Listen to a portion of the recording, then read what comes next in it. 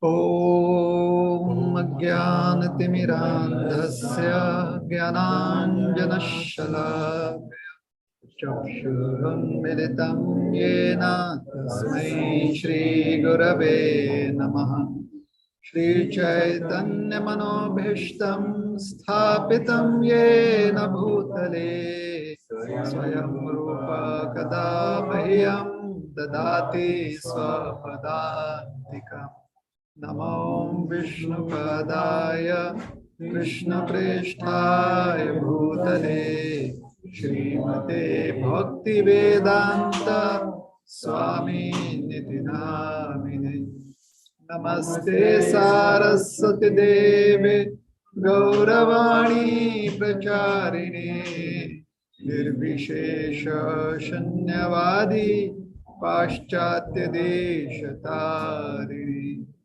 Vancha kalpatarubhyascha kripa sindhubhyaiva cha patitanam pavanebhyo vaishnavebhyo namo namah. Jai Shri Krishna Chaitanya Prabhu Nityananda Shri Advaita Gadadhar Vivashadi Gaura Bhakta Vrinda Hare Krishna Krishna Krishna Hare Hare Hare Rama Rama Rama Hare Hare.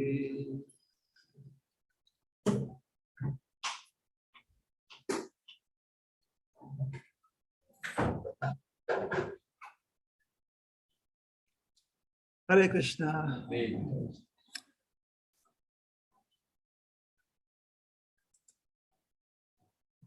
So I will read a verse from one of the Vedic literatures called the Shrimad Bhagavatam. We'll read. I will read the verse, then I will give its translation, and then we'll have some discussion on it. All right? Yes. Is my voice audible to everyone? Yeah?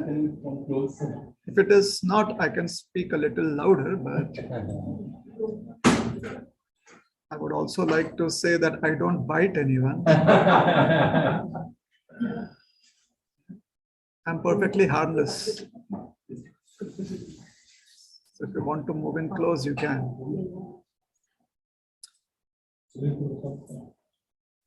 Okay? Hare Krishna. So this is Shrimad Bhagavatam. It is also called as Bhagavad Puran. Verse 21 from chapter 4, Canto 2.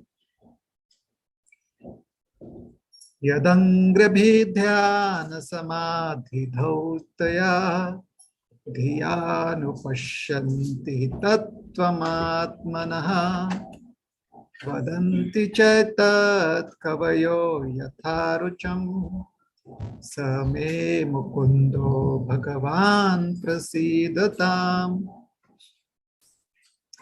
So prasidatam. When I was chanting this verse, that some of the words that I chanted, did some of the words seem familiar? Anyone? Any familiar words? Okay, let's do it again and see if you can pick some words that sound familiar. All right? Yadangrabhidhyana samadhi dhautaya dhyanupashyanti tattvamatmanaha vadanti chaitat kavayo yatharucham same mukundo bhagavan prasidatam. Any familiar words?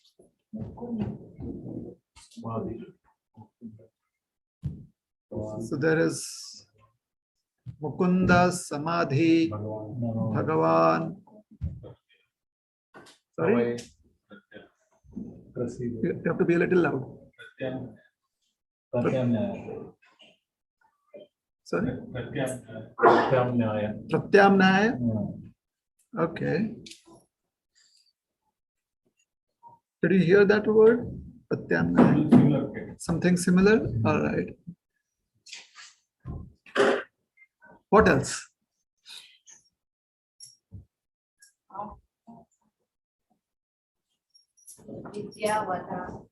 Vidyavada.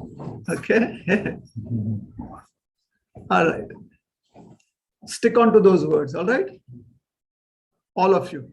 Whichever words you could, whichever words seemed familiar to you, just again, I'm going to chant the verse and see if it is that very word or is it something else. All right.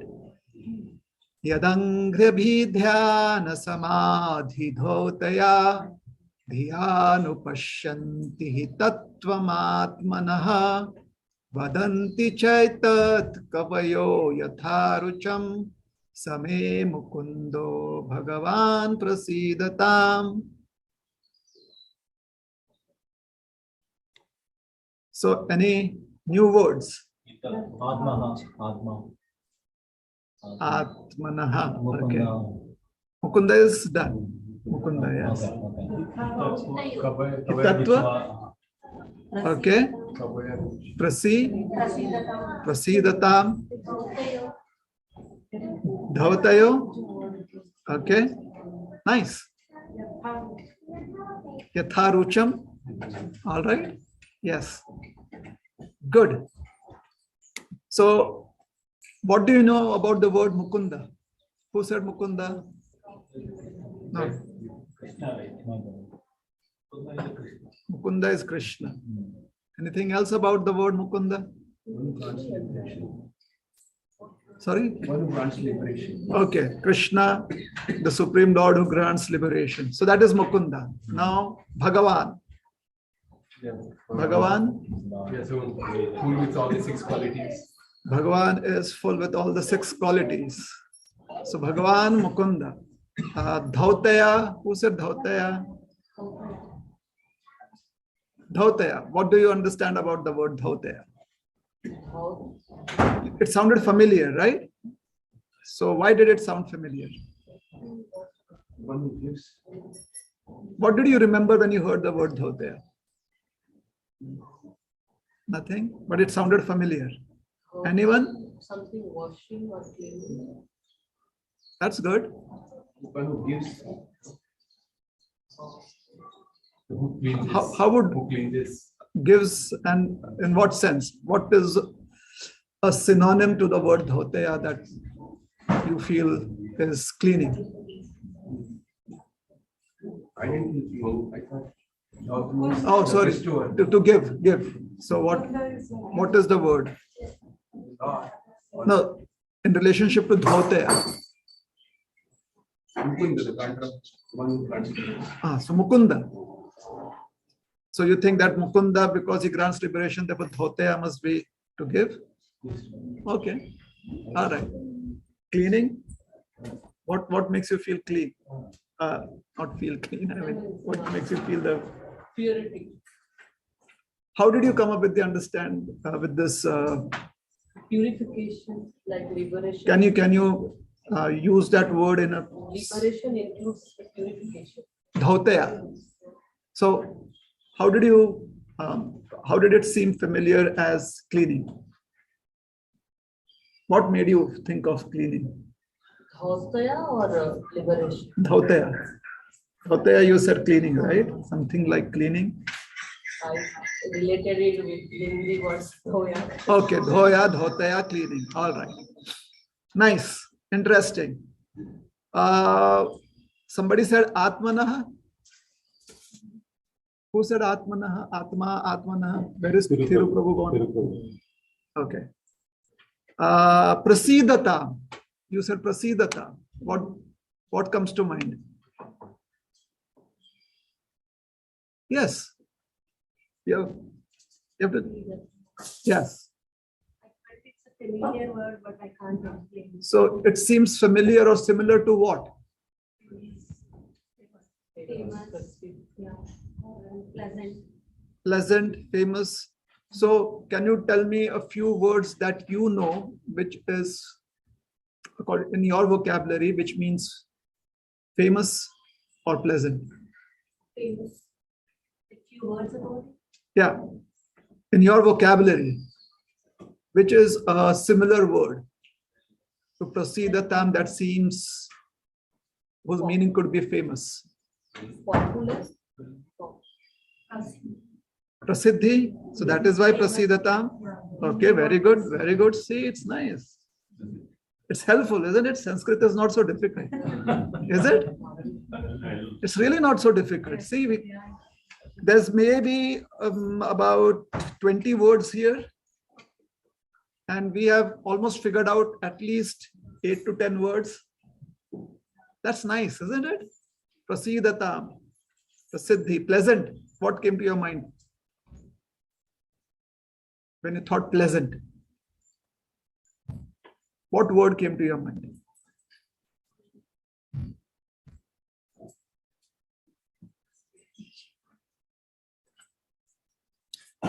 Okay, no problem. Prasidatam Bhagavan Mukundo Atmanaha. Thiru is not here. You said something about tattva, right? What was the word that you felt familiar?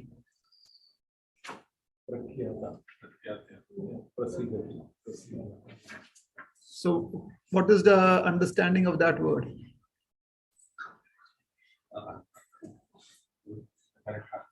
That's all right. It's not wrong or correct. There's nothing wrong or correct. You had heard that word before. Do you have?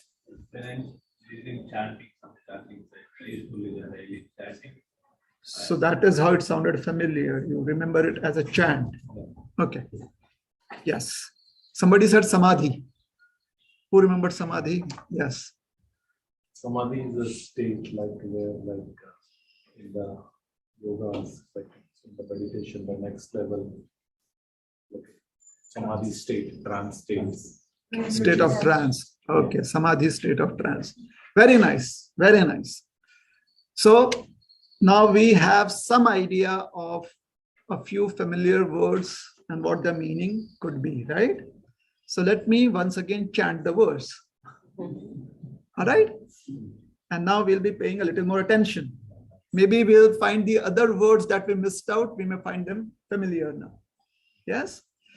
Yadangrabhidhyana samadhidhotaya dhyanupashyanti tattvamatmanaha vadanti chaitat kavayo yatharucham same mukundo bhagavan prasidatam.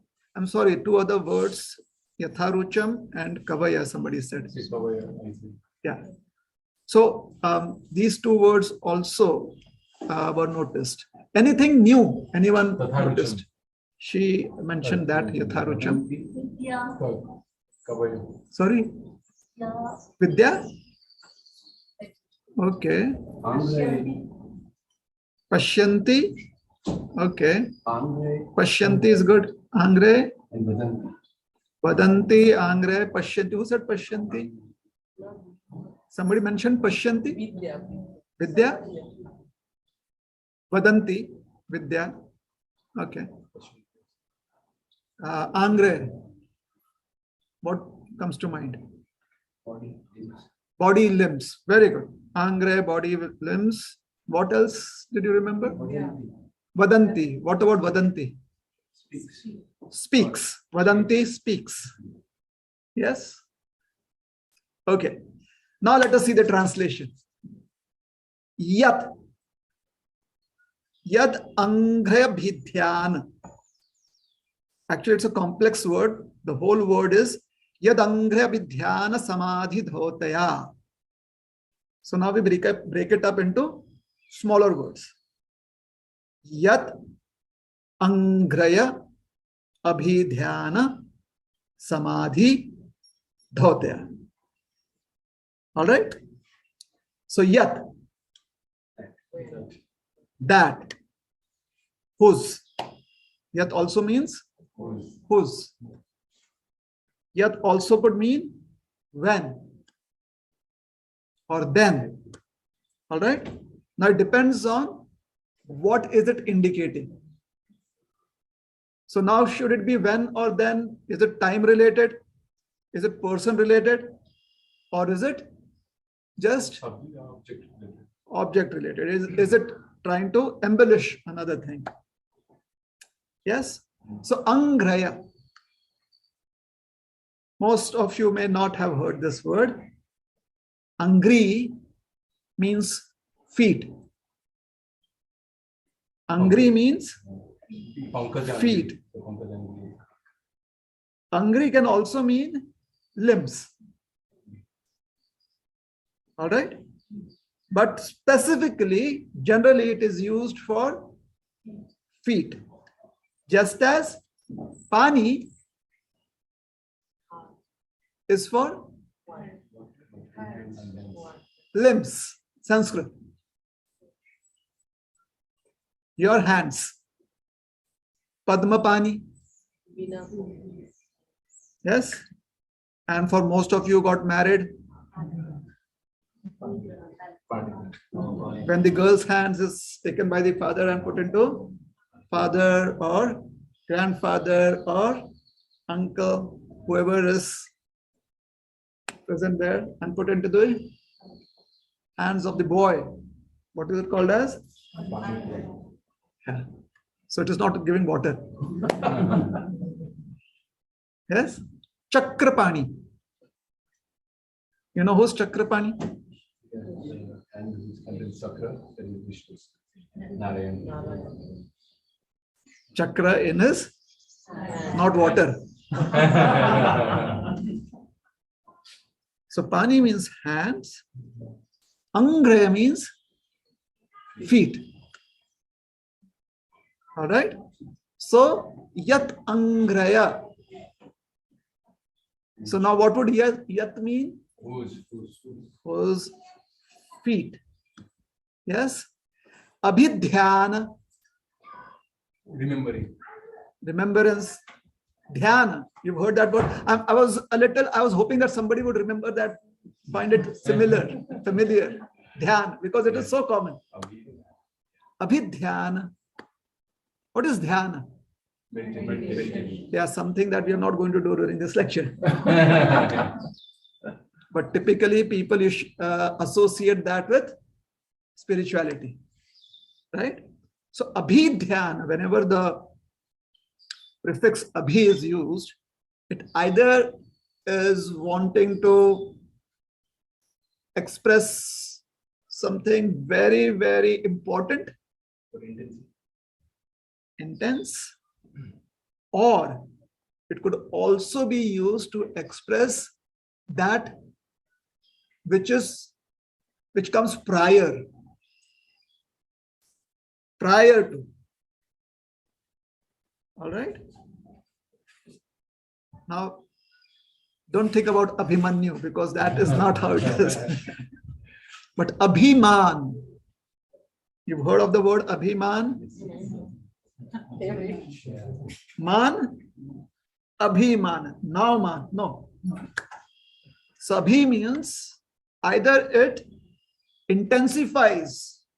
As a prefix, it intensifies the word with which it is associated, or it indicates that which comes prior to it. So what comes before man? The sense of pride. So Abhiman is a sense of pride or a sense of honor. If man is considered to be honor, then sense of honor. So that is called as Abhiman. And then when that honor is manifested, then your chest becomes broad, your chin goes high. No? Abhiman. So abhidhyana means very much focused. Samadhi dhautaya. So when one is very much focused on the lotus feet of the Supreme Personality of Godhead and enters into trance, what it does is dhautaya. Cleanses.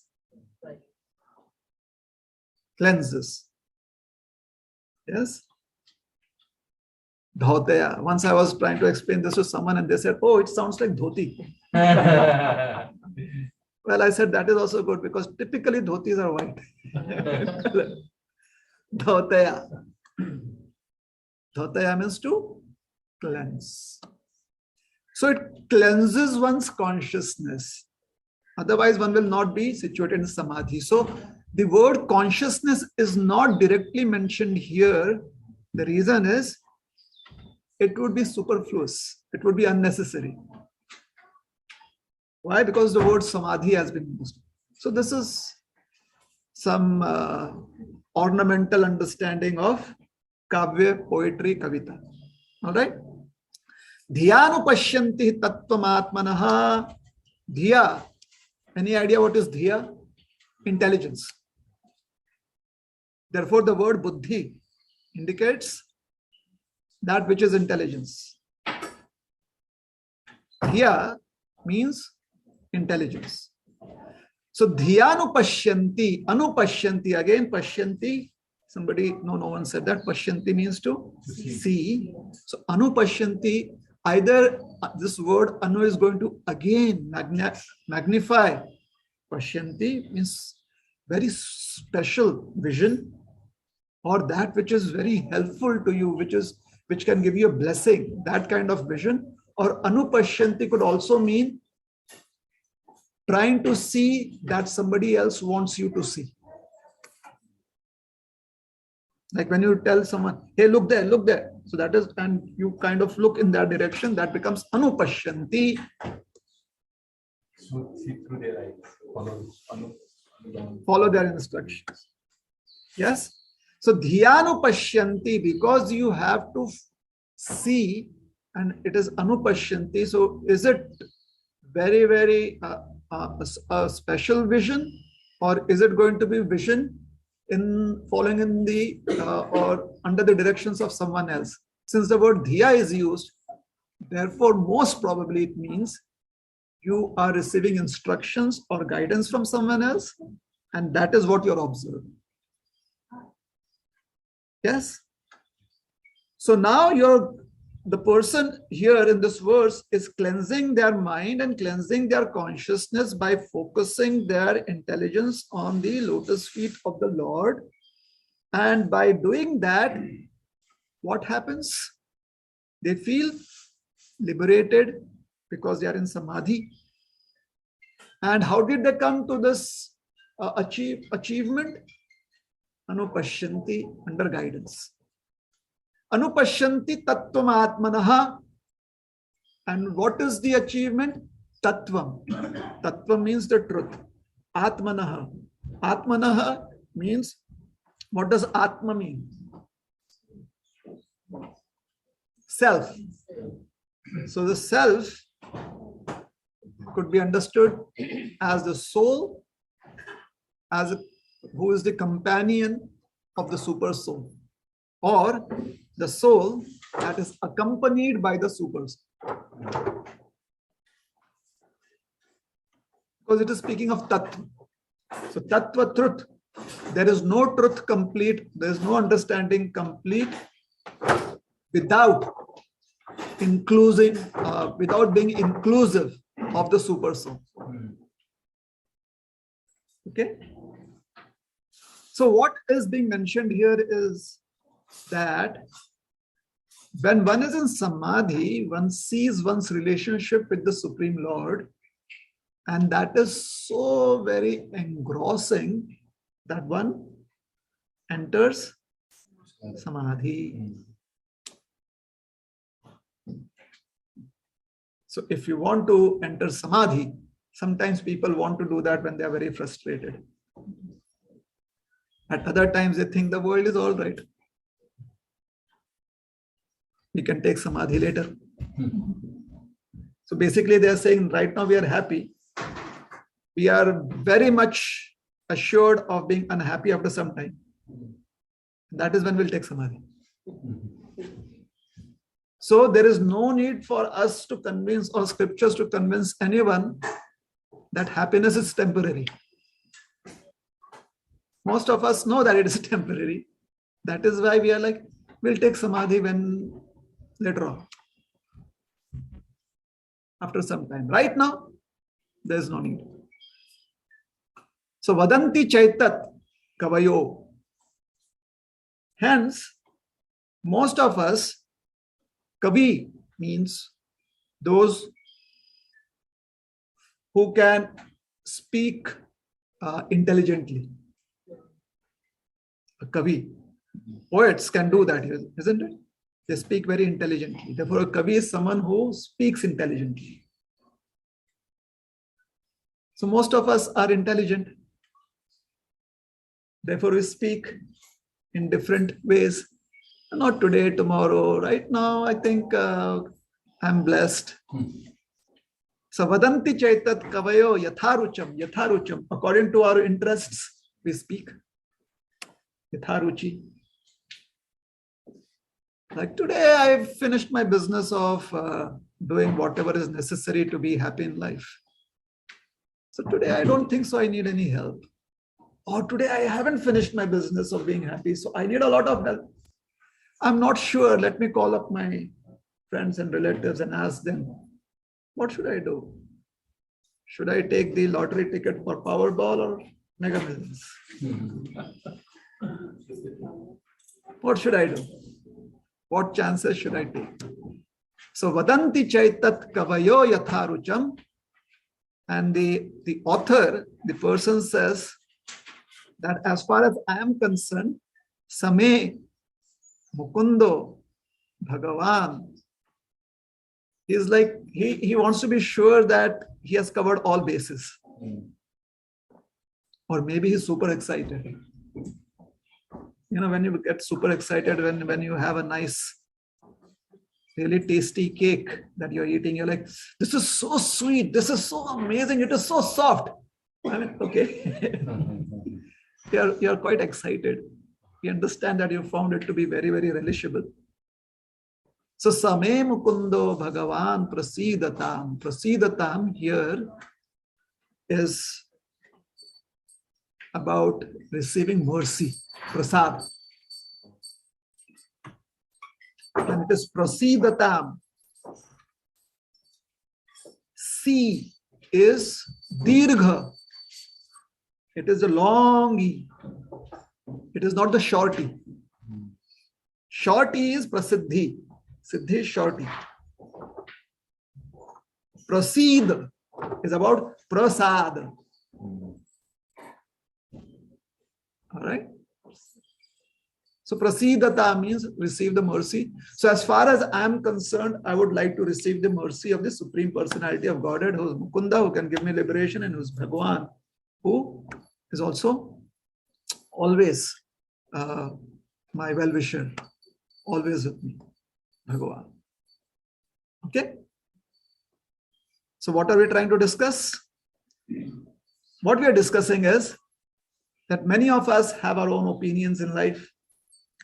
Some of those opinions are very well-educated guesses, or they are born out of our experiences, and some of them are simply born of other desires like lack of interest, laziness, frustration. But we have opinions too. Yes. However, what is interesting is that we are all very intelligent. We are intelligent, aren't we? Today I was talking to someone, and we had an interesting conversation.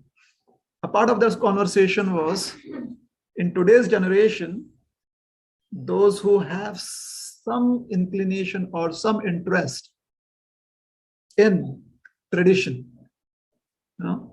family tradition or culture, all of them want their children to be the best in that. And as far as they are concerned, they are like, we have already wasted our life. Now, whatever they do, some of it will come to us too. Isn't it? And it is not just the present generation, every generation does that. Every generation has its cliche statement. We never had that opportunity. We want to give you that opportunity. We want to see that you never have any wantings in life. And if it is not according to how we've planned it, then God save the king. If it is not according to how we planned it, we are like, you never understand the importance of what is available to you. We never had it.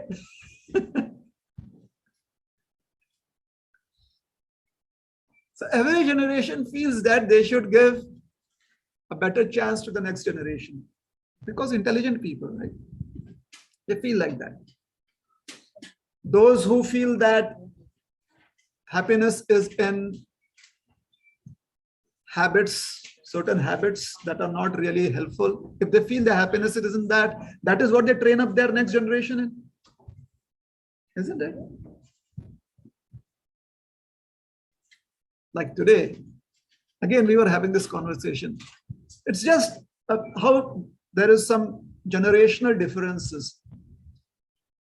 When I was growing up, which is like almost 4 centuries ago, I don't think so. I could have ever thought that I could sit down in the basement. First of all, we never had basements. But sit down in the basements with a home theater screen with my elders and watch even an educational program, or to speak of movies. I'm not saying it is right or wrong. I'm just saying how that generation was.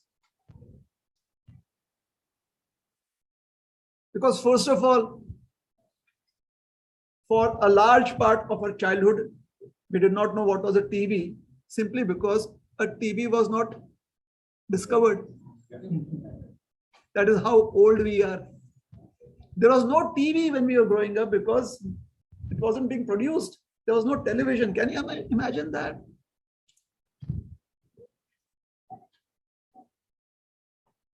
And then the television came in this huge screen. It was such a fat thing. But again, coming to the point, that wasn't possible because the elders felt that this is good for them, it is not good for the kids. Something else, which is very interesting. Growing up, we as children, till we got married actually, I did not, but till the point of marriage, you could not drink tea with your elders. You could not sit down with them and drink a cup of tea. They would drink. And do you know what reason they would give us why we should not drink? Children could not drink tea. They said that if you drink tea, then your skin color would go black. And we did not want to become dark. They would say you'd get darker. Now in today's times, it's commonplace. It's just like, okay, is it PG-13 or not? Otherwise, it's common. Correct? And why? It is not that people's habits are questionable. It's not that. It's just that with their intelligence, or this entire generation, what intelligence they have, they feel that this is very helpful. In fact, we put this on and we can have Mayapur TV here. Yes. So we have different opinions.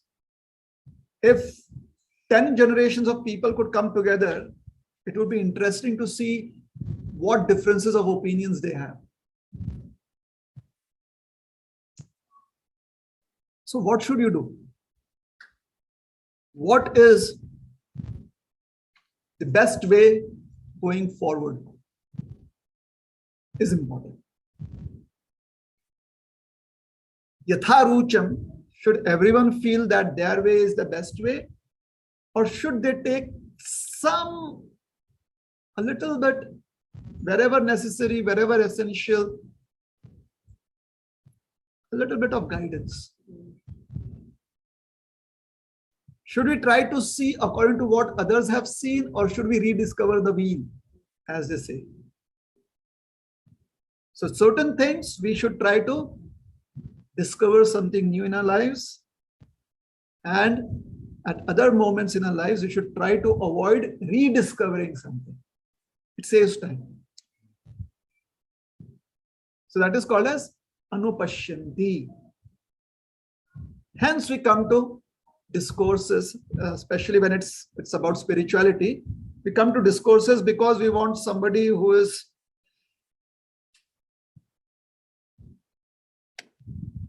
works for us, basically. We don't want to spend our time doing that. So somebody else makes a nice feast out of it and gives a nice presentation. Everyone is happy. Nice feast. And what do? We have a feast of hearing. Is it correct? We want someone else to do the hard work, right? So in return, what do? Then you give some remuneration, dakshina, here. So anyone who can, whatever we need in life, but because we are speaking of spirituality, so anyone who does that for us, gives us a nice explanation, that which helps us resolve certain issues in life, that which helps us look at life in a more positive way, that which helps us feel dependent on a higher power by receiving blessings, then we want to reciprocate. Dakshina. The point is, we have made a choice of being lazy in that particular aspect. We chose it. So when we make a choice of being lazy in that particular aspect, the intelligence that we have developed doesn't like it. So the intelligence has to be engaged somewhere else. So where does your intelligence get engaged in? Where does the intelligence get engaged in? Yatharucham. Yatharucham. So then suddenly, you are standing here and suddenly you look at the grass behind there. Is grass? Grass outside this window, and you're like, every blade of grass has a Supreme Lord in it. Yatharucham. And then when you cut the grass and put it in the trash, you're like, you don't remember that you're trashing the Lord. So yatharucham.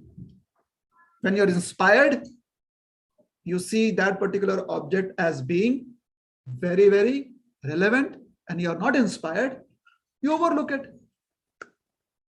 So should we have a discipline in life or not? Yes. Why should we have a discipline in life? Should we just depend on yatharucham? As we feel so, as we desire, so we should act? What do you think? Discipline. The body also needs discipline. If you don't feed it according to a certain time frame, you just start feeding it whenever you feel that I either feel hungry or I feel attracted to the food. How would the body respond? Let's say whenever I feel hungry, I eat. Sometimes that is what certain people tell. Whenever they feel hungry, they'll come. Don't force them to eat, right? So I don't feel hungry because sometimes you just don't feel hungry because you are engaged in something else. Yes?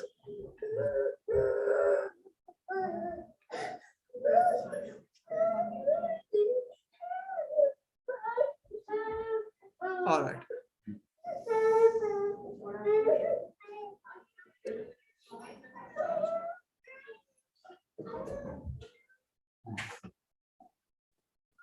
Sometimes you just don't feel hungry because you don't want to give up the activity that you're doing. Has that happened? Yes, yes. Many times. Let's say you're playing and you don't want to give up play. You don't want to give up that game. Even if you're hungry. In fact, even if the people have to go to the washroom, they hold it back. Because you don't want to miss out on winning that point. Has that happened? Video games, and you're like, hold on. But you want to get to the next level. So you sometimes, even though your body is telling you, take me to the washroom, you may not want to do it. Your body is telling you, give me food, you may not want to do it. So can we just let people do things? Or is it all right for me also to follow this lifestyle of yatharucham? If I like it, I do it. The way I like it, I do it. Or can I be a little more attentive? Let me do something that I like with a little discipline in it at the proper time. So when the intelligence understands that discipline along with liking is important, that is when you start doing sadhana. It could be exercise. It could be work. There are certain people who are freelancers, right? Freelancing. Yatharucham. I have sufficient money, so I just, sold off my house, sold off my car, and went on a world trip. Wonderful. You write a book about it. Hundreds and thousands of people will read it. You make money. But after 4 years, what are you going to do? You're going to try and see how you can make more money of the money that you've made. And then you'll bring back discipline in your life. That is a typical story. Typically, maybe 9 out of 10 people or 8 out of 10 people do that. So sadhana is an aspect, or it is a major part of adult life. So for eating, you have sadhana. For sleeping, you have sadhana. For recreation, you have sadhana. Isn't it important that when you want to express your devotional sentiments, there should be sadhana? Or should it just be yatharucham? Oh, today I felt like, so today I made an offering to the Lord. Yes, yesterday I was a little depressed, so I let the Lord also be depressed. He is depressed because where is food? So he goes into depression. Hence, sadhana has to be performed under certain amount of guidance, certain amount. Till the point where we do that which we like in a disciplined way, in a routine manner. There is a routine. There are time slots for that. What happens when you do that? Slowly you will come to the point of samadhi. Slowly it will become a habit. For those who have been every day going out at 5 o'clock, coming back at 6 o'clock for 365 days a year for 5 years, it is quite natural for them to just wake up at 5. They don't even need the alarm anymore. And they don't even have to think about what to do, because they just go and hit the gym. They just go and hit the track. Why? Because the sadhana has not turned into samadhi. Samadhi means a state of existence where you don't need to push yourself anymore to be there. That is samadhi. Yes. So if you want your mind to be in that state of existence, then there is a particular sadhana that you have to do till you come to that point of samadhi. And it cannot be yatharucham samadhi. That on Saturday last week, I was in samadhi. It cannot be yatharucham, because if you just do yatharucham, you will never ever come to that point where it becomes a habit, or it comes natural. Maybe a habit is not a good word. It comes natural to you. All right. Is that enough? Did I succeed in keeping this topic a little light, or is it too? Was it what? How do I say it? Too dull? All right, so we understood the mechanics of this. Now let me tell you a story. So this is, I just built up the scene, you know, I just prepared you for it. And this story is very relevant to most of us. Maybe we'll identify with certain aspects of this story. Maybe we'll do that. Can I just have some paper napkin or tissue? So,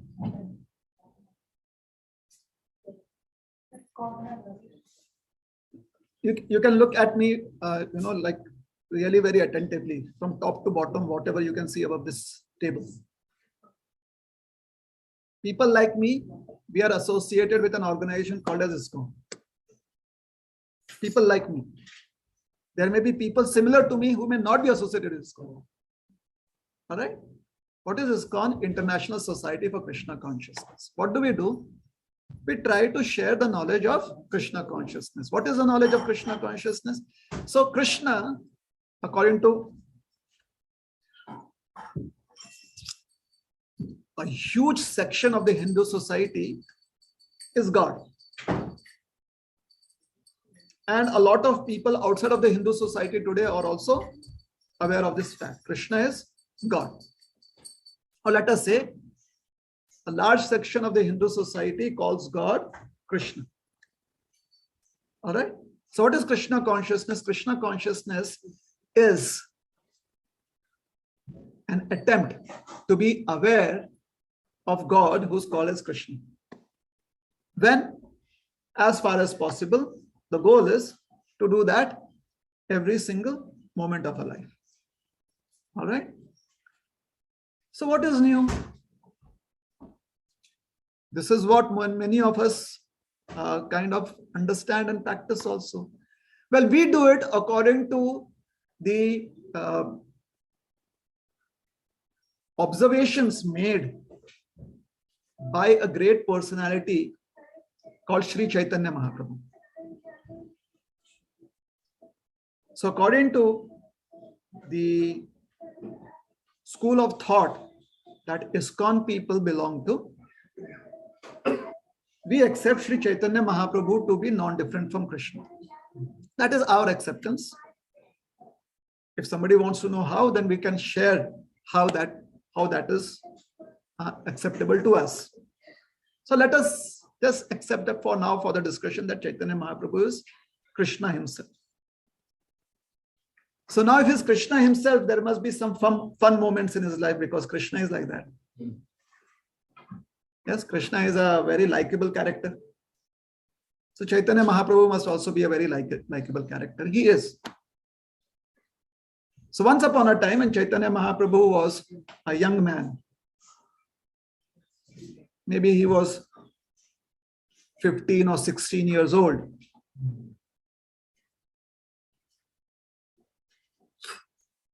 he already had huge following. He was an influencer. You know influencers? Like social media influencers. Chaitanya Mahaprabhu was an influencer of his time. So he had a lot of followers. They all considered themselves to be his students. All of them. And he was super intelligent. He was very good at chess. Many Indians, they can understand, okay, that is intelligent. You're good at chess. Especially nowadays, you know. What is his name? Or her? Yeah, his name. Small way. Pragnananda. Second time. chess, defeated Magnus Carlsen, the world champion. Chess. So Chaitanya Mahaprabhu had won the World Chess Championship. There was no championship. I'm just trying to make him relevant. Very intelligent. How did he express his intelligence? He was a great scholar, especially in grammar. In those days, they used to have grammar competitions. Like today, for children, you have the B competition, the spelling bee. Yeah. So there used to be grammar competition. But this grammar, the competition would be little different. They would discuss about Vyakaran, Sandhi, Samas, and all Dvitiya, Tritiya, and everything. All right? The various aspects of grammar. So he became very famous. People who were already very well versed in grammar also wanted to come and learn from him.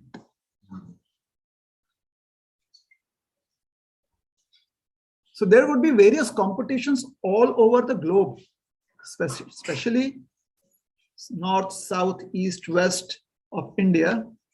There would be these competitions where they would debate. So it would be a debate competition. It would be called as Vada. And they would be given trophies. So one person of the name Keshav was the undefeated champion in all directions.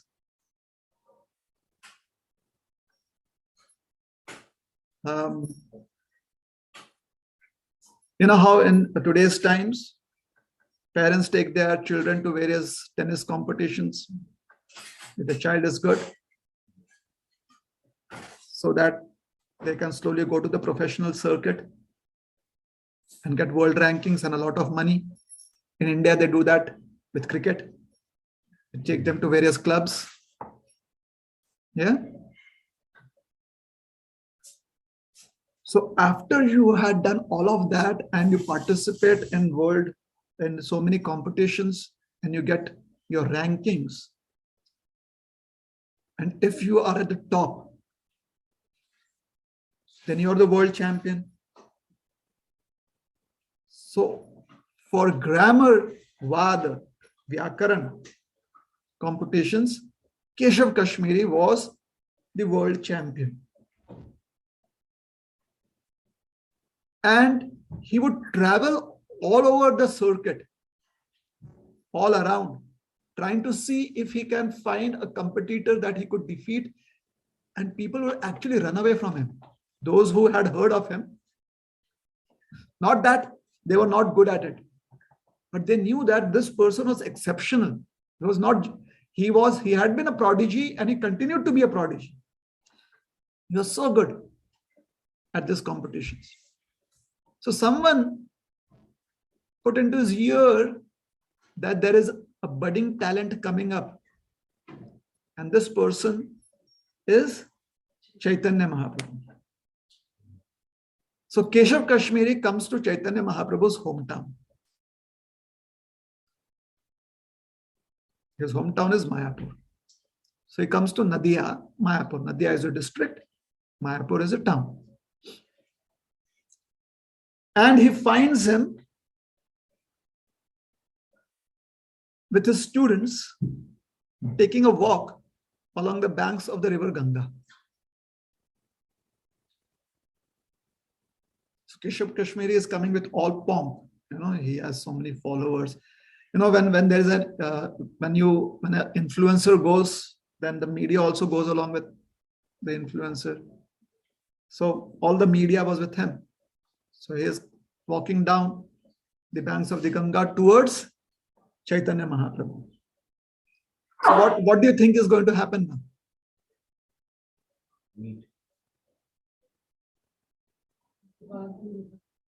What do you think is going to happen?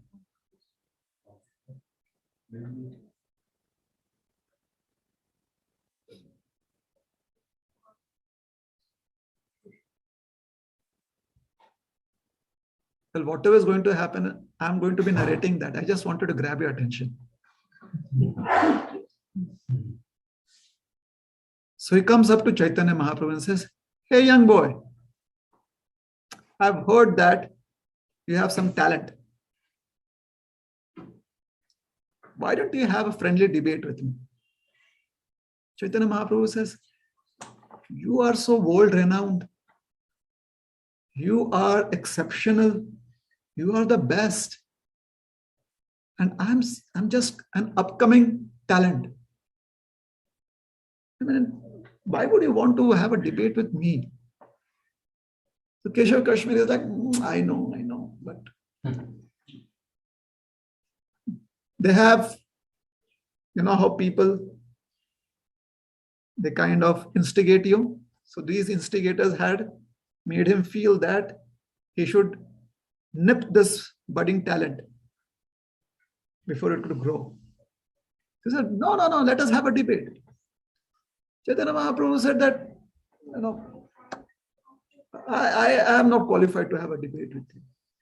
But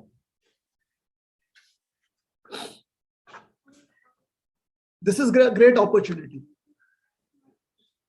I can learn so many things from you. So please be kind enough and teach all of us. These are all students here. Please be kind enough and teach us. Keshav Kashmiri was very haughty, very proud. He is like, when I'm asking you for a debate, you should accept it. I mean, I'm trying to present it in a very gentlemanly manner, but he was very forceful. He was like, he used different words, a little sophisticated, but different words, like, you should accept it.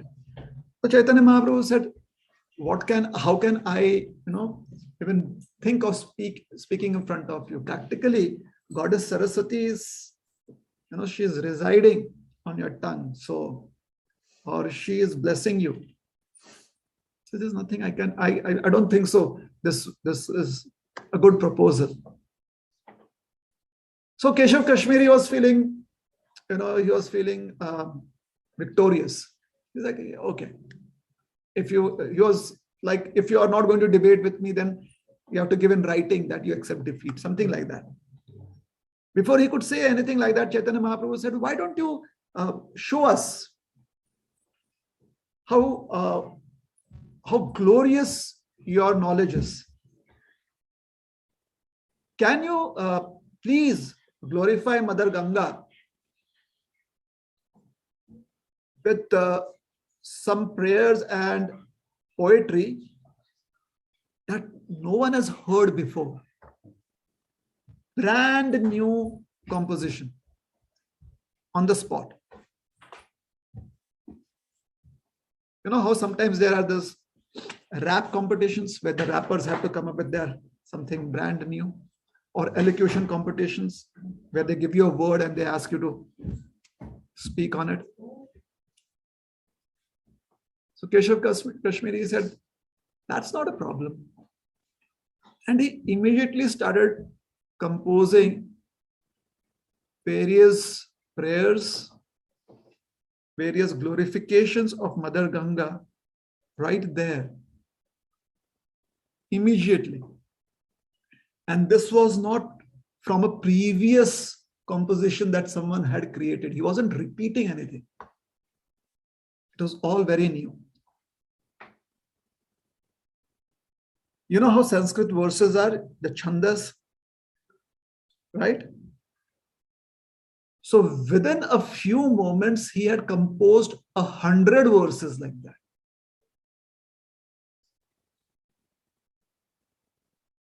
It's like you are given dosa batter and you can make 30 different preparations from it. And none of them have ever been prepared before. Or you take your, your crayons or your drawing pencils and you come up with 20 different pictures right there and then, and none of them has been created ever before. 100 verses. So everyone was practically stupefied. What did just happen? So everyone is like shocked. Chaitanya Mahaprabhu was clapping his hands. He's like, wonderful, wonderful, wonderful, amazing. This is so very satisfying. It is so nectarian. And Keshav Kashmir is like, it's all right. I keep on doing these things just like that. It's not very difficult for me.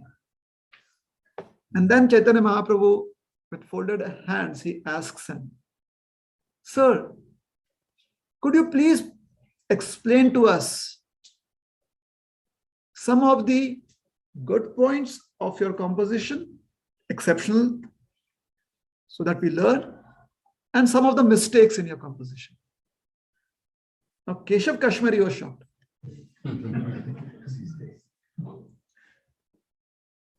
So Chaitanya Mahaprabhu is asking Keshav Kashmiri, Sir, could you please explain some of the embellishments, some of the good points in a composition? And then he says some mistakes. And he's like, mistakes. He says, mistakes. Were you able to follow me when I was bringing forth that composition? Do you even remember anything from there? There are absolutely no mistakes. And how dare you even think there could be mistakes? People dare not even, they do not even have the ability to remember what I have created, and you're thinking mistakes.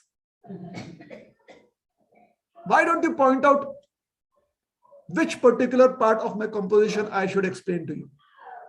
Tell me which particular part of the composition. Chaitanya Mahaprabhu said, just as a Supreme Lord gives someone the blessing that they can create compositions, the Supreme Lord can give a blessing to somebody that they can remember all that is created. So out of your 100 verses, in verse number 64, he's like, what? He said, yes, verse number 64, can you explain what are the good points and what are the mistakes? And Keshav Kashmiri is like, first of all, you repeat the verse. What did I say? Chaitanya Mahaprabhu repeated it as it is. Now Keshav Kashmiri is shocked. He says, all right, I can see that you have certain exceptional qualities. That is very good. But son, let me tell you, there are at least the whole composition is filled up with embellishments. And there is not a single mistake. Chaitanya Mahaprabhu said, that is true, that is true. There are so many wonderful qualities in this composition, in this verse. However, sir, you have to teach us that what could be the mistakes that we can avoid when we make an attempt like that. Keshav Kashmiri was so agitated, he said, if you're so sure that there are mistakes, then you yourself point out what are the good points and what are the mistakes. Chaitanya Mahaprabhu said, well, if you are so insistent, I will point out 5 good points and 5 mistakes. There are more. I'll just point out 5 each. And he did that. And specifically, the reference that is given to us, specifically, he took 2 words and explained what is the mistake in that. The word is Bhavani Bhartuhu. Bhavani, his goddess Bhavani, Bhartu, typically refers to the husband of a lady. So, XYZ Bhartuhu would mean the husband of XYZ. The word Bhavani is not the original name. The word Bhavani is because she is the wife of Lord Shiva. Do you understand this point? Just that Arjun's name as Partha is not an original name. It is his name because he is the son of Pritha, hence Partha. Yes? When I say original means it is not independent. There's a cause for it. So similarly, the word Bhavani, when we address the goddess as Bhavani, it is because she is the she is the wife of Bhava. Lord Shiva is called as Bhava, and therefore his wife is Bhavani. This is something new that we learned today, right? Isn't it? Lord Shiva is Bhava, therefore his wife is Bhavani. So when we say Bhavani Bhartu, it means the husband of the wife of Lord Shiva. The husband of the wife of Lord Shiva. So does the wife of Lord Shiva have another husband? That is not correct. So there is a mistake. Everyone understood this mistake? The word Bhavani is sufficient. There was no need to say Bhavani Bhartu, because the word Bhavani is not addressing, is addressing the goddess plus Lord Shiva also. He could have said Gauri Bhartu. Gauri is also the name of the goddess. However, the word Gauri does not include, is not in connection with Lord Shiva. So Gauri Bhartu would be right. The husband of Gauri. But when you say the husband of the wife of Bhava as Bhavani, then it could mean that Bhavani has more than one husband. It could mean that. And that is not acceptable. So there is a mistake. So when he heard this, he was so shocked that his BP dropped. And he swooned. He fell down unconscious. So Chaitanya Mahaprabhu and all the students of Chaitanya Mahaprabhu, they said, oh, they kind of immediately were putting it online. Chaitanya Mahaprabhu said, wait. Don't do that. Don't post this. Because he knew that if it got posted, then this person would feel very, very dejected. For someone who likes honor, dishonor is worse than death. If you like being honored, dishonor is worse than death. He says, wait. So he told the followers of Keshav Kashmiri, please take him to his residence, let him rest. Then Chaitanya Mahaprabhu goes to his house, his students go to their house. And you know how we are. We like drama. But after some time we forget that drama, we want new drama. So the night passed, people forgot. A few of them remembered, but they're like, yeah, that happened long back. Like 4 hours ago. We don't want repeat telecast now. So kind of things settled down. So the next evening, Chaitanya Mahaprabhu, by his own desire, remember I said he's Krishna. That is how we understand it. So by his own desire, he was walking along the banks of the Ganga alone. Keshav Kashmiri came to meet him. Just the two of them. He said, yesterday, what happened has never happened in my life. It was a life-changing moment for me. I was shocked.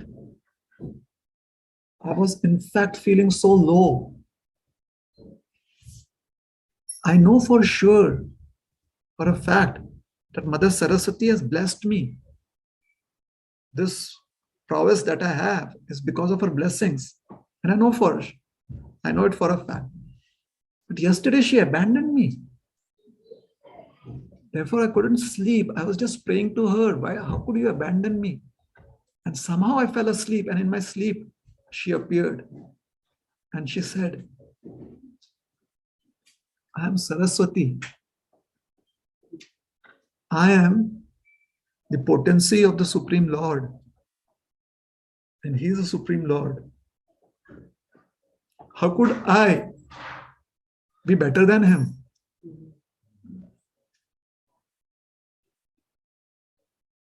And you are trying to be better than Him? It's not possible. You should go and seek forgiveness from Him. So then Keshav Kashmiri came and sought forgiveness from Chaitanya Mahaprabhu. Chaitanya Mahaprabhu said, it is all right. Whatever we have, we should always remember that it is by blessings. We may have worked hard to have that achievement. However, there has been contribution from so many different directions, so many different people. It is by their blessings. So we should always be humble and feel humbled in our achievements. We should never become proud thinking that this is just by our prowess. Always remember this and life will be easy for you. Keshav Kashmiri said, thank you. Now I understand this. However, I'm not letting go of you so easily. Thank you for this wonderful teaching. However, I want to always be worshipping you. Because Mother Saraswati herself has told me that you are the Supreme Lord. So please give me the blessing that I can always remember you, and I will dedicate all of my life's energy to serving you, wherever I am. Lord Chaitanya said, yes. Now can you please go? I don't want my friends to see all of this. Now is not the time. I don't want all my students. So please, I'm very happy with you. Go and serve people. And Keshav Kashmiri did just that. So, if we have the opportunity in our life to receive some guidance that helps us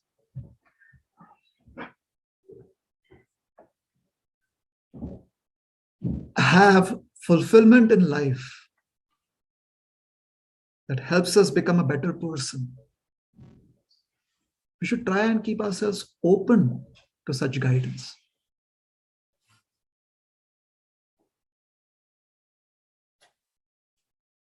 Ultimately, we have to realize that we are a part of this creation. We can never be the source of this creation. So as long as we remember we are part of this creation, we should work hard to fulfill our part in this entire scheme of events. We should work hard, use our intelligence to harness the potential that we have within ourselves and share it with others, because that is what others are doing with us. We should try and reciprocate. The mango tree is giving us mangoes. The river is giving us water. The air helps us breathe. The sun gives us light.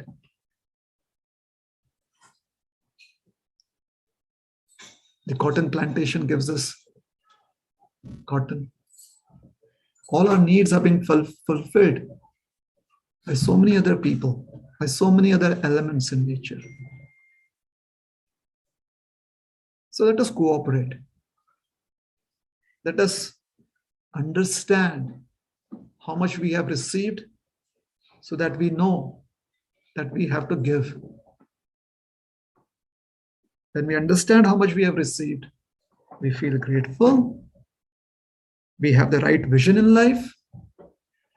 And when we give back, we can do service, seva. And to be able to see according to what is true, and to be able to fulfill our destiny as members of a service movement, of a service community, to fulfill that destiny. Our destiny is service. So in order to fulfill that, we should be open to receiving good wisdom from those who have good experiences, realizations. Otherwise, if we simply follow the principle of yatha rucham, then sometimes we will have what we need, and most of the times we would feel depressed that we don't have enough. And life should not be lived like that. Life should be lived so that we can explore all of our potentials. And feeling dejected and feeling always in want does not express our potential. However, sharing expresses our potential, because we can only share when we have worked hard to achieve. Therefore, hard work is important. Did you like that story? Does it explain the verse that we are trying to understand? Is it helpful to have better clarity on that verse? Okay. Will you remember this story? Yes. Then I'll tell you another story, Yes. which will make you forget this story, which you should not, but I know you'll forget. From experience, I know that most probably you'll remember this story that is coming up than the previous story. How do I know that? Because it's going to be a comedy show. So once a man goes to a very well-renowned sage and says, "Give me blessing." And the sage says, "You have blessings." "No, you have to give me." So the sage gives him a small deity of Krishna, small deity like this. He says, "What is this?" He said, "You wanted blessings, so I'm giving you blessings." He says, No, give me big blessing, not small blessing." The sage said, "This is complete blessing. You go and worship him." So he says, "Okay." But in his mind, he's not very happy. He's like, "This is such a small blessing. I wanted big blessing." So he takes the deity home. He says, "I have to worship him." So he begins worshipping that deity, that form. So the sage had told him that you should make some offering and give bhoga to the deity, offer some food. So he made some food offering and put it in front of the deity. He waited for some time and then he would take it back. He saw a rat come. The rat came and ate. So he started shooing away the rat. "Hey, go away, go away." But the rat was a big fat rat. Sometimes big fat rats are not afraid. So the rat finished. So he was like, "Go away, go away." But you know how sometimes we just tell the rats to go away, but we do not go close to them. That kind of moment. "Go away, go away." The rat finished off everything that was in the utensil, the cup, the bowl, and then the rat walks away. So the man says, "I'm worshipping him. And I knew that this is less powerful blessing." The rat came and ate away that food. Let me start worshipping the rat, because that is a more powerful blessing. So he started worshipping the rat. So whenever the rat would come, he would, from far, he wouldn't get close, he would start offering the rat. One day a cat came. What happened then? The cat ate the rat. No, it did not eat the rat. The rat was quick. The rat ran away. The cat started eating that offering. So he said, oh, this is a bigger blessing. More powerful person. So he started worshipping the cat. So every day he would offer some food to the cat and worship the cat.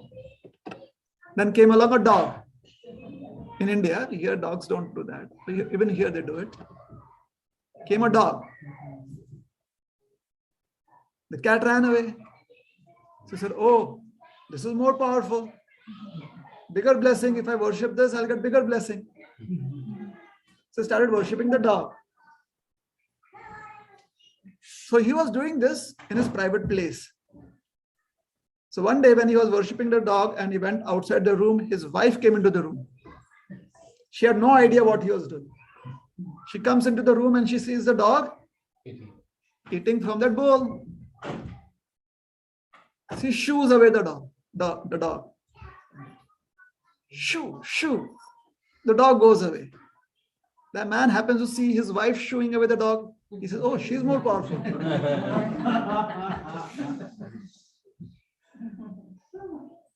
So he starts worshipping the wife now, offering her food every day. The wife is very happy. One day he's had a very bad day outside. So he comes and offers his wife. And his wife says, I don't like this. He says, eat. Don't like this. Just eat. Because he was, already he was very agitated. Eat. So the wife got a little scared. She started eating. Good. Now take away the plate. He would never do that. But today he was a little agitated. So she took away the plate. So he realized, I'm more powerful than the wife. So he started worshipping himself. And he couldn't find anyone who was more powerful than him. So when we use our intelligence without proper guidance and vision, sometimes we land up in the wrong place and have the wrong conclusion. Yes? Therefore, anupashyanti tattvam atmanaha. We have to learn from those who have proper understanding. The sage had proper understanding. But yatharucham, he felt he knew better than the sage. If he had tried to understand how to serve, then maybe he would have reached a different conclusion, like the sage did. Isn't it? So, we have to be very careful. We have to use our intelligence such that we can achieve the best that is available to us. The best that we can, that is being offered to us. So please try and read the scriptures, understand it, and see if it is helpful. If you want to know from me, my advice is that it is definitely helpful. Practice sadhana in your lives so that one day you can come to the position of samadhi. Have ruchi. Whatever tastes you have, whatever likes you have, please continue with those likes if they are favorable. However, if it is not favorable, don't be worried about giving it up. Giving it up is always helpful.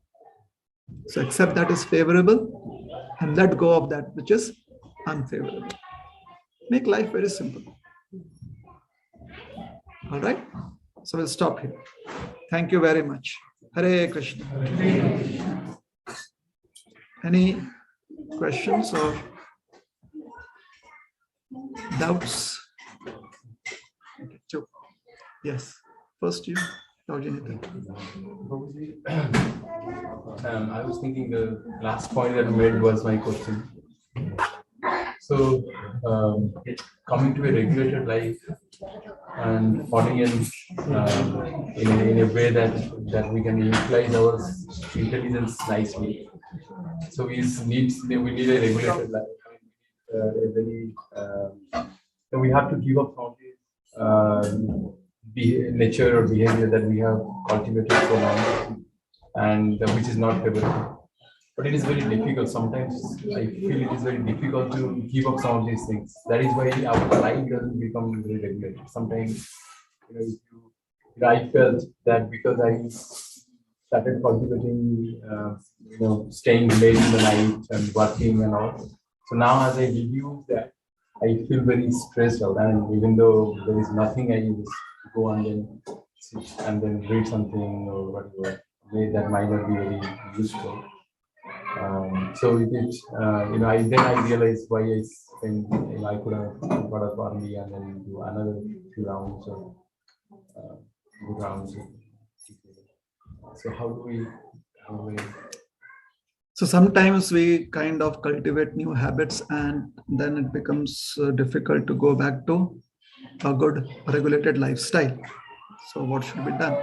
So if it is becoming difficult, first of all, we should try to, if there are other unfavorable things in our life, so we should try to give up those that are easy to give up.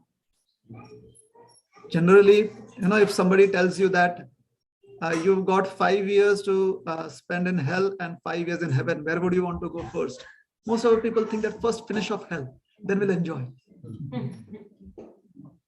Nobody thinks, or very few people think that let us first enjoy heaven, because times can bring up changes. Time brings changes in life, isn't it? So who knows? By the time you finish up heavenly pleasures, somebody may be a little compassionate on you and said, oh, the help portion is maafi. That is possible. But typically the way we think is that first let us remove all the distress, so that when enjoyment is there, we are not distracted. So it would be much more easier. It is just an advice. You have to see according to time, place, and circumstance if it is applicable. But give up those that are easy to give up first. And if you're just left with that which is very difficult to change or give up, then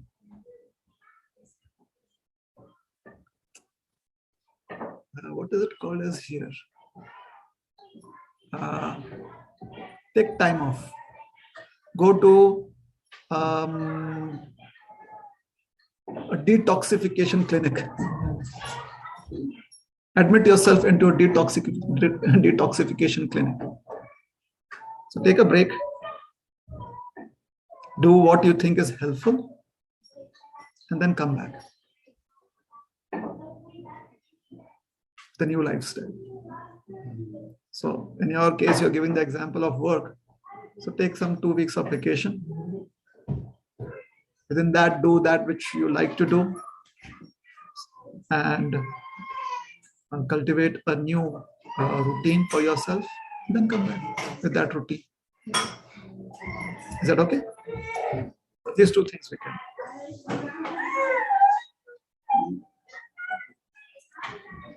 All right. Yes, please. You touched upon the point of,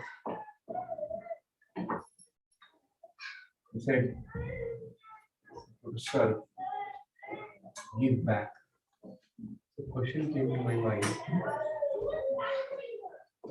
is it important to give back from whom we have received,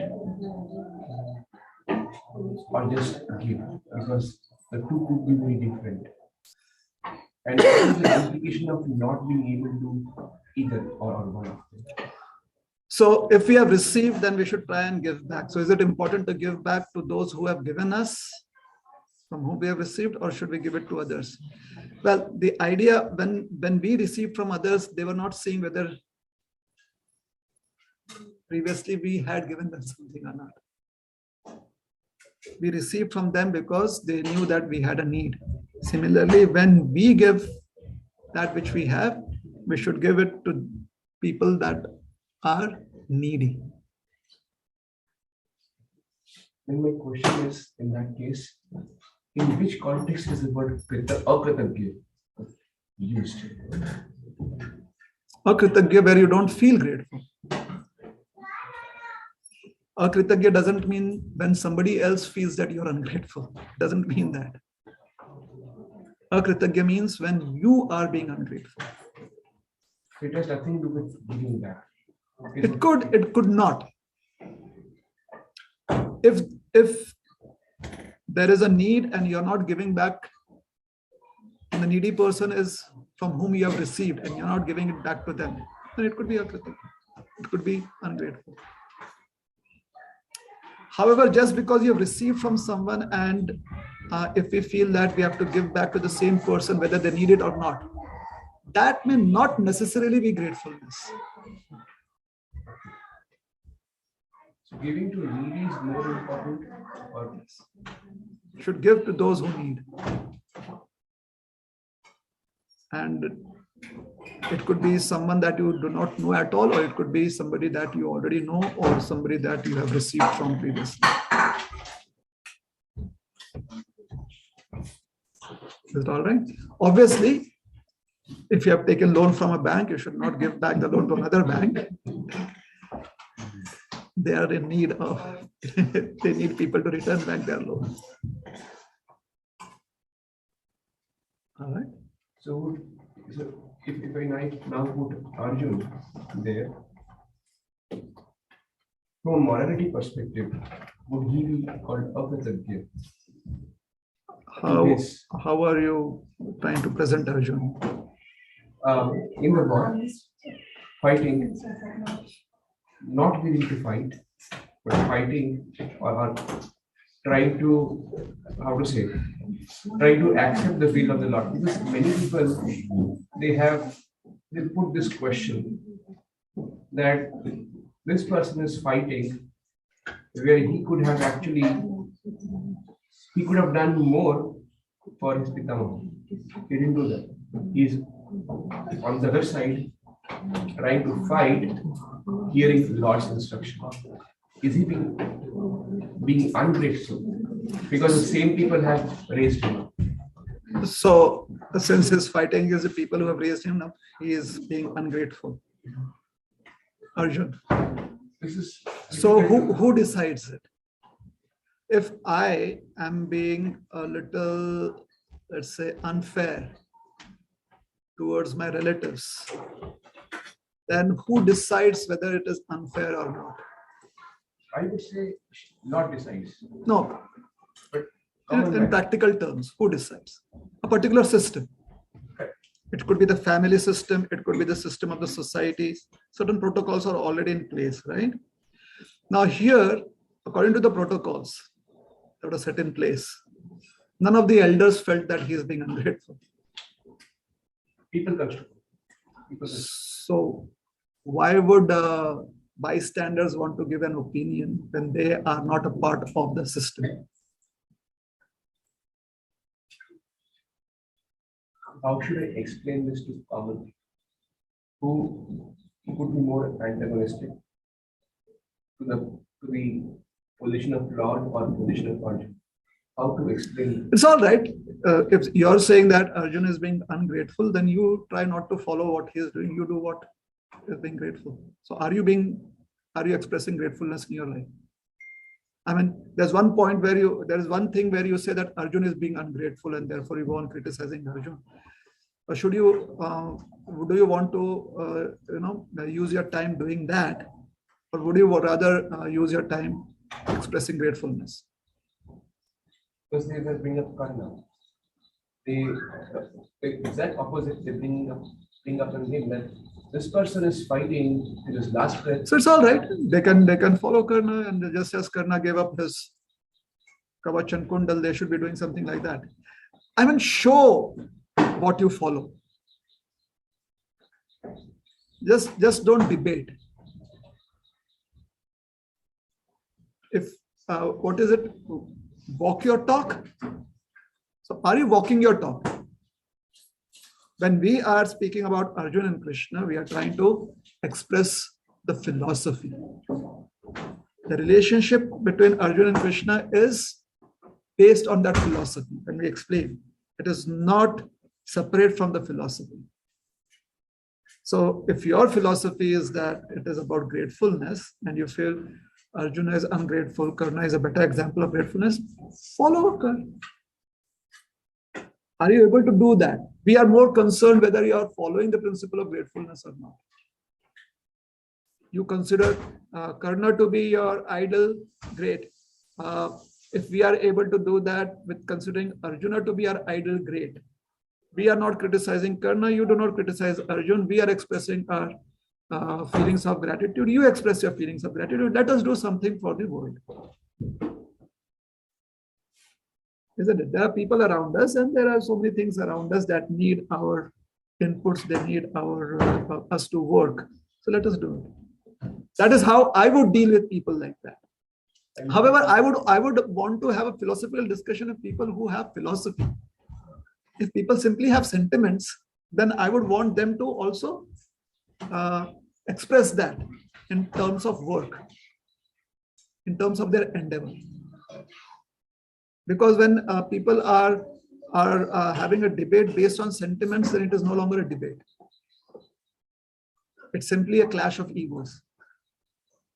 We should not try to give philosophical injunctions or try to reach to them. Well, Krishna kept quiet when Arjuna was being sentimental, wasn't it? Yes. So if we understand the Gita, we realize that if people are being over sentimental, they are not open to philosophy, because sentiment is simply an expression of our ego generally. So if you put up a wall of ego, what can any philosophy do? So first of all, the wall has to go down.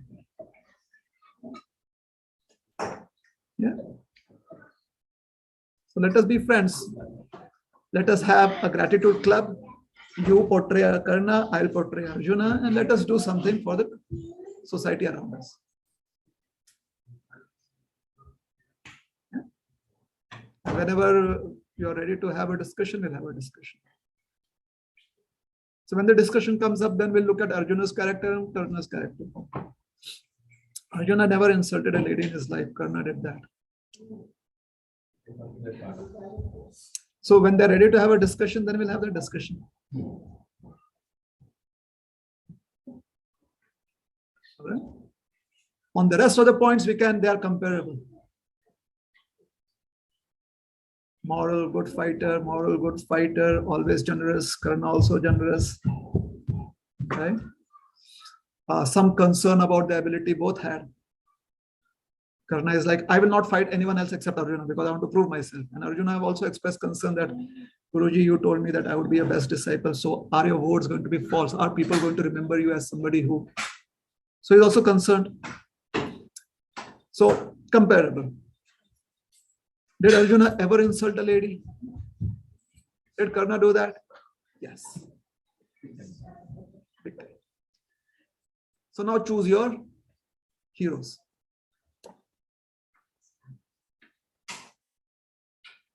Is that all right? Anything else? Anyone else had questions or?